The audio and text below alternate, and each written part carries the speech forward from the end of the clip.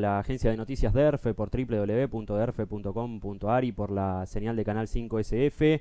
Tenemos aquí en estudios al abogado constitucionalista Domingo Rondina, prácticamente un amigo de DERF. ¿Cómo anda, Domingo? Gracias por venir. Un gusto en estar acá, Andrés. Muchas gracias. Bueno, la reforma de la Constitución provincial fue uno de los temas que inclusive hemos charlado en la radio durante todo el año pasado. Tenemos entendido que participaste por lo menos de algunos debates y de algunas charlas respecto a aquello. ¿Cómo quedó? ¿Qué pasó? ¿Qué se debatió?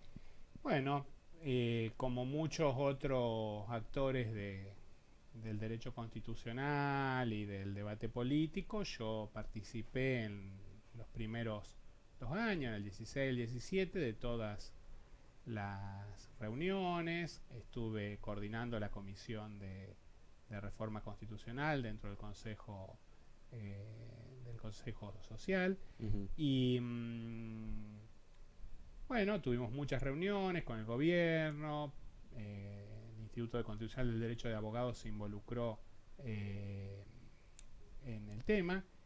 Lo cierto es que después la política se fue comiendo la cuestión más técnica, y después de las elecciones intermedias, bueno, hubo realmente una suerte de cataclismo en la idea de reforma.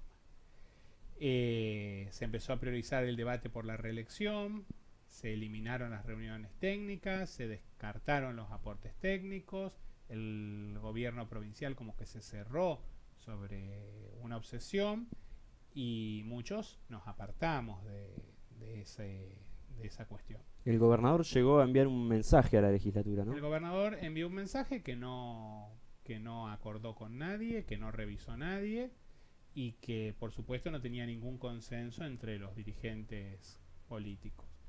Eso llevó a que sea rechazado no solo el proyecto, que ni siquiera fue tratado, sino que fue rechazado.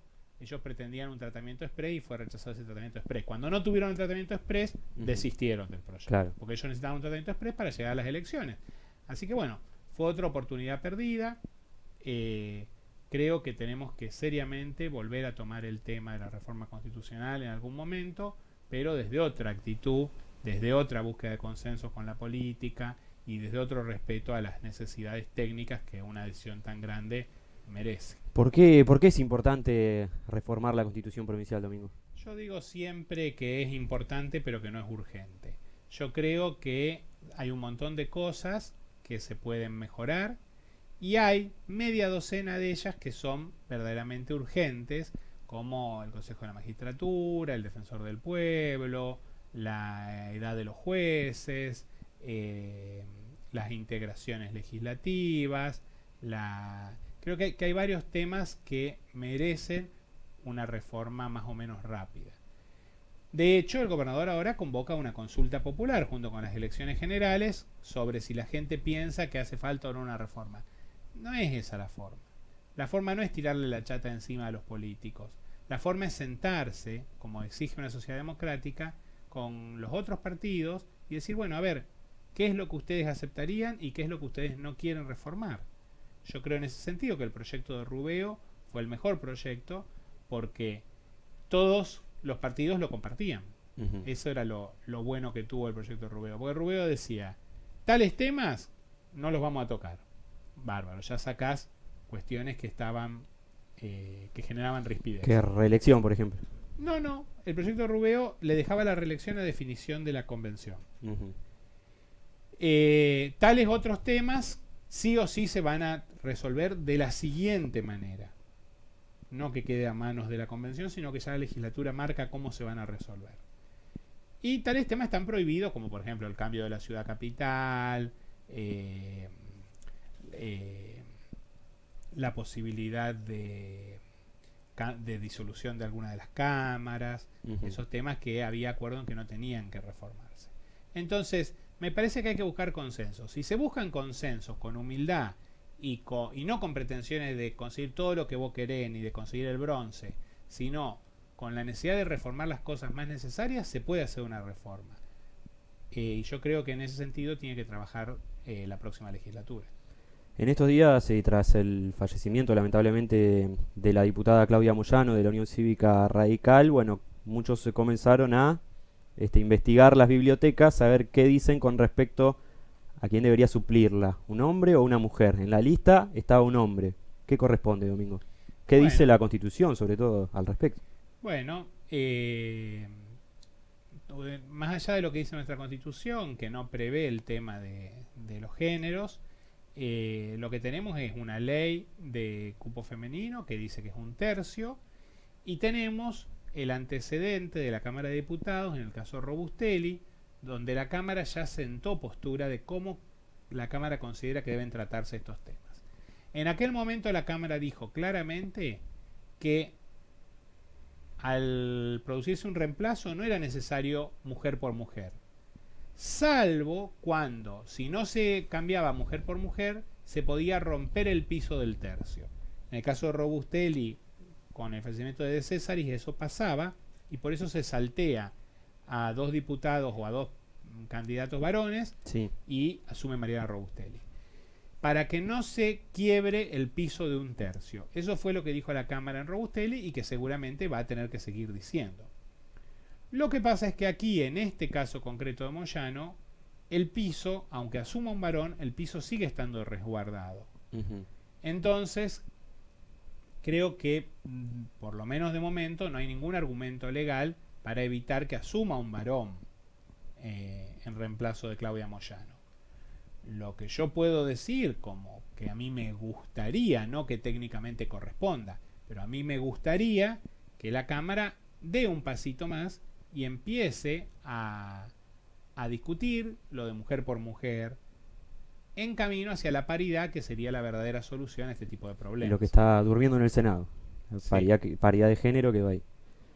Voy al plano nacional, ¿no? Vamos a pensar un poquito y a analizar el gobierno nacional. En estos 3 años de gobierno, ya metiéndonos en el cuarto, ¿cuánto ha respetado el presidente y todo su equipo de gobierno a la Constitución Nacional, Domingo? Lo mismo que todos los otros presidentes. La verdad es que los presidentes argentinos se caracterizan por tratar de, ¿viste? Los presidentes argentinos son XXL de poder y se quieren calzar la Constitución, que es una S. Entonces, la empiezan a forzar por todos los costados y le terminan rompiendo un costadito, rompiendo otro costadito, haciéndole un agujerito más, agrandándole el cuello. Ese es el problema que tiene un poco nuestra praxis constitucional. Entonces, los ejecutivos todos vulneran en distintos momentos la Constitución.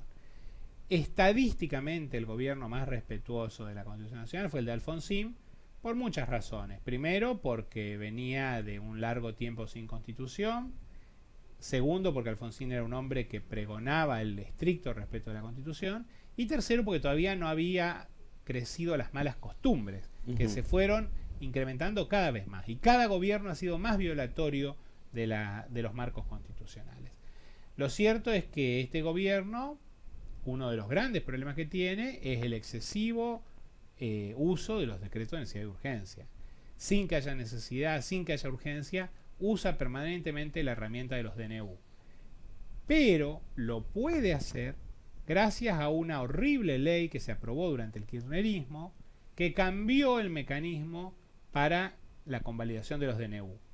Según la Constitución, los DNU necesitan, para subsistir, ser aprobados por más de la mitad de las cámaras. Claro, cuando pasan a revisarlo, digamos. Claro. Durante el kirchnerismo hicieron la picardía y cambiaron la lógica, y la ley dice, necesitan no ser rechazados por más de la mitad de la Cámara, que no es lo mismo. Entonces, gracias a esa ley que el kirchnerismo hizo cuando se creía que iba a estar para siempre, ahora el macrismo, sin tener mayoría en las cámaras, logra convalidar todos sus DNU totalmente irregulares. ¿Crees, Domingo, que esto que vos decís de que todos los presidentes se exceden en cuanto a la violación a la Constitución tiene que ver con el sistema justamente presidencialista que tenemos en Argentina? Yo creo que sí, y creo que en ese sentido tenemos en algún momento que pegarle una remozada al sistema constitucional. Especialmente hay que replantearse que haber habilitado los DNU A algunos nos parecía que era una buena idea, pero ha demostrado que vos les das el dedo y te agarran el codo. Entonces, quizás vamos a tener que volver a bloquear los DNU o buscar otra forma de resolver esta situación. Y también creo que vamos a tener que buscar mecanismos más ágiles de funcionamiento del Congreso, así como creo que tenemos que pensar en ir a un sistema un poco más parlamentario para facilitar también el control del Ejecutivo. Me vas a decir que es materia penal y demás, pero extinción de dominio, el último DNU, el más fresquito, bueno, también tuvimos el que elimina la Secretaría de Deportes, pero extinción de dominio, ¿constitucional o no? A ver, a los efectos formales no se ve ni necesidad ni urgencia en extinción de dominio. La necesidad quiere decir que está directamente vinculada con la urgencia. Esto quiere decir que algo muy grave depende de que se dicte esa ley. A ver, algo que el Ejecutivo ni siquiera mandó a extraordinarias, se ve que no era tan necesario, porque si no la mandas a extraordinaria, porque no te está dependiendo nada de eso. Y si no la mandaste a extraordinaria, tampoco tenés tanta urgencia. Claro. Sin embargo, pese a que no la mandó para su tratamiento en extraordinaria, ahora resulta que es necesario y urgentísimo la extinción de dominio. Desde ese punto de vista formal te puedo decir que no es constitucional el DNU. Desde el punto de vista formal también, todo lo que toca materia penal no puede hacerse por DNU. Bueno, pero Está que mal. dice cambiemos, que no toca materia penal, que toca materia civil. No, ellos dicen dos cosas. Dicen que la competencia que crea el decreto es una competencia civil, lo cual es una tontería, porque en definitiva está vinculado a casos penales, así que por más que vos le dé competencia, vos le podrías dar competencia a los juzgados de falta de tránsito y no por eso deja de ser cuestión penal. Digo, no importa a dónde vos lo ponés al proceso. Y lo otro que dicen es que es procesal penal, que no es lo mismo que penal, Claro. que es una cuestión de proceso, no una cuestión de aplicación de penas. Eso ya lo había planteado Cambiemos, porque no nos olvidemos que apenas asumió el gobierno del presidente Macri, derogó la reforma del Código Procesal Penal y la derogó por decreto. Una reforma que había sido hecha por ley se derogó por decreto. Bueno, ellos ya plantearon eso y lamentablemente el Congreso, con este mecanismo que explicaba, lo terminó convalidando. Claro. Bueno, Domingo, te vamos a seguir invitando porque sos como la pata letrada de Agencia DERF, Soy el constitucionalista de la casa. el constitucionalista de cabecera, así que te agradecemos por venir. Gracias, amigos. Domingo Rondina, abogado constitucionalista para Agencia DERF y para la señal de Canal 5 SF.